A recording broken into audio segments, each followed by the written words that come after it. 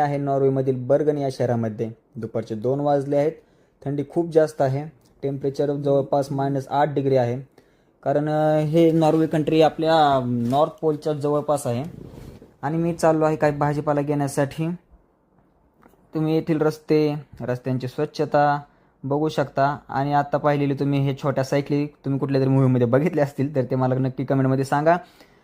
हा इथला petrol pump म्हणजेच गॅस स्टेशन तुम्ही बघू शकता का. रस्त्याच्या कडेला एकदम अति घाण नाही आहे, काय नाही आहे. इथे रस्त्यांचे नियम खूप कडक पाळले जातात.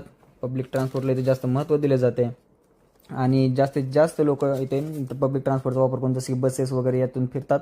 हे तुम्ही रेल्वे तर पाहिली असेल. याला आपण ट्रॅम असे म्हणले जाते इथे.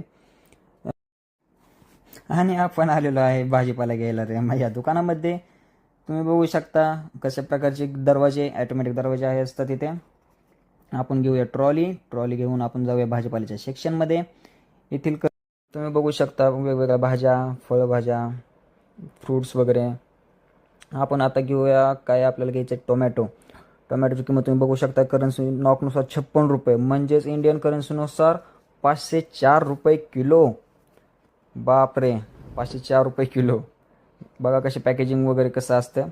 आपल्याला अजून काही घ्यायचं आहे. दूध वगैरे घ्यायचं आहे. दुधाचे पॅकेट्स आणि वाटाणा सर्व पॅकेजिंगमध्ये.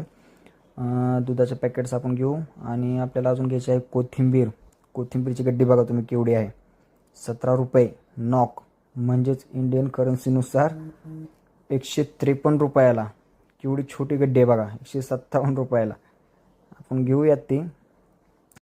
आपल्या इकडे 10 रुपयाला 20 रुपयाला गड्डी भेटते. लागलीच गरज तर 5 रुपयाची सुट्टी करून पण देतात. पण इथं तसं काही नाही. आता आपण करून घेऊ बिल आणि आपण जाऊ आता घराकडे. आपलं झालेलं सामान घेऊन आणि आपण निघालेलो आहे घराकडे. वाजलेले दुपारच्या 4. आपण जाऊयात. किती शांतता असते रस्त्याच्या कडेला तुम्ही बघू शकता. जास्त लोक नाही तिकडे. या येथील बंदर आणि जहाज बघू शकता तुम्ही. आपण जाऊ आता. आणि शक्यतो तुम्ही इथे रस्ता क्रॉस करताना वगैरे झेब्रा क्रॉसिंगचाच वापर करावा. कारण इथे त्याचे नियम खूप कडक पाळले जातात. खूप लवकर अंधार पडतो इकडे. दुपारच्या 4 वाजताच अंधार पडायला सुरुवात झालेली आहे. आपण आता आलेलो आहे घराजवळ. तर माझं काही एक RP कार्ड म्हणजे रेसिडेन्शियल परमिट येणार होतं. ते आलं आहे का बघू आपण पोस्ट माझं. 1 मिनिट आपण काढू त्याला बाहेर. आलेलं आहे. रेसिडेन्शियल परमिट एकदा भेटलं म्हणजे आपण नॉर्वेमध्ये तरी कुठेही राहू शकतो.